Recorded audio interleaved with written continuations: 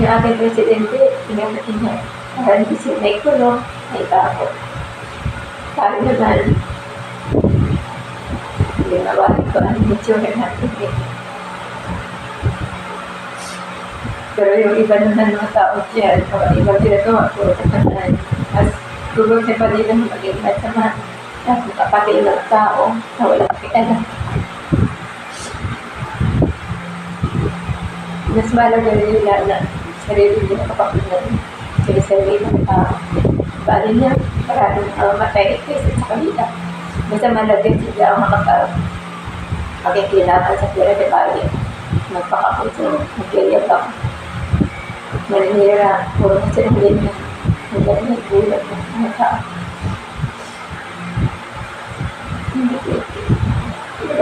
Wala sa ayos. Wala lamang. Hindi ko alam. Kaya minsan, naisip ko, ito kapapamilya ka, naisip ko rin. Ba't nagagaling mga tao? Kanya ka lang naihihinat. Kanya ka lang naipaniwala. Pero, pag-iirin kasamaan,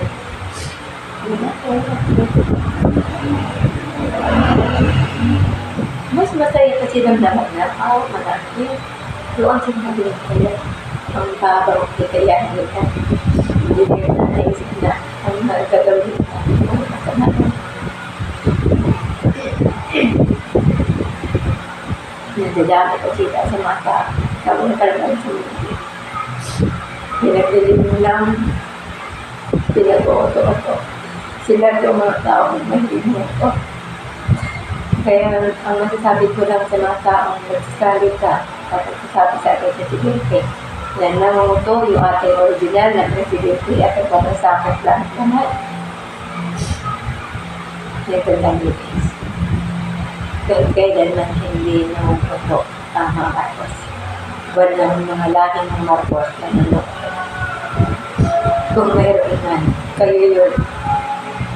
Dahil kayo lang ang pusang loob dumadako sa aking mga atas. Ngunit nahinira na kayo at gumagawa kayo mga pulis. Kasi kung mga pulis ka doon wala ka sa natin. Puro ka pingalingan, paninirang puro. Walang purong. Tututungan na masasabi. Hindi ba gano'n tayo? Bakit tayo manikot ka? Yung ating presidente si Duterte. Dapat yung mga sinasabi ninyo na yung ating presidente na ano to? Akala ba ninyo? Nangungutin ba yan na namimigay ng investment? Nangungutin ba yan na tumutulong at nagbibigay ng ayuda? Hindi ba ninyo alam ang pagbibigay ng ayuda at pagpapasa at lahat na investment? Tiniguran nila yan, pinapawisin nila yan. Hindi yan ninakaw sa mga ano. Kaya naman hindi lang nanakaw yung mga marami. Pinaginapan sa mga asyan at pinapawisan. Tiniguran nila yan. Lumaang sipon ang ginagawa nila yan. Tapos ngayon sabihin nila yun, namuoto, ang kakapang pangalan nila. Ang kakapal pangalan nila. Hindi kayo inuot na guys. Tinakot kayo at pinagpang. Tinutulungan kayo paano kayo makawa. Paano kayo matuto sa magandang gawain at paraan. Hindi masama ang ginagawa. Akala ba niyo masama yung mga ginagawa sa mga atos? Hindi. Dahil sa mag-isip mo, kaisipan mo at kumpakmin mo. Kumpakmin mo. Nilagay mo sa talaktakan at nakakabila. Kung tutusin guys, kayo lang din na minamaliit mo yung sarili nyo. Kayo lang din ang nagbabasto sa sarili nyo. Wala kayong stito sa sarili nyo. Kaya gano'n na lang ang walang pagka-stito ninyo sa ating Pangulo. Sino may kasalanan? Ano lang din? Walang kasalanan ang ating Pangulo. Pagmamahal, ang ginugugol nila sa akin. Pagmamalasakit, pamimigay ng ayuda, pamimigay ng investment, galing sa pagod, galing sa biyahe, pag-uwi, ano na nangyari. Hayahin na yun. Yan ang tulungan kayo. Kapag nagawa ang tanin sa kain. Diba? Sana matauhan kayo at mag-isip kayo sa mga sabi niyo.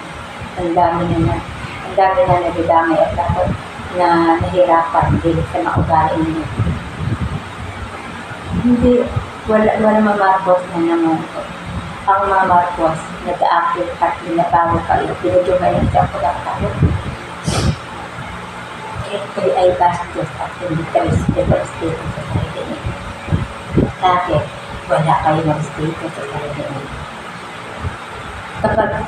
Kapag kayo ay hindi marunong ng respeto sa ating Panginoon, ang ibig sabihin niyo, wala kayong takot sa Diyos at wala kayong respeto sa sarili niyo. Bastos at walang pintang tao sa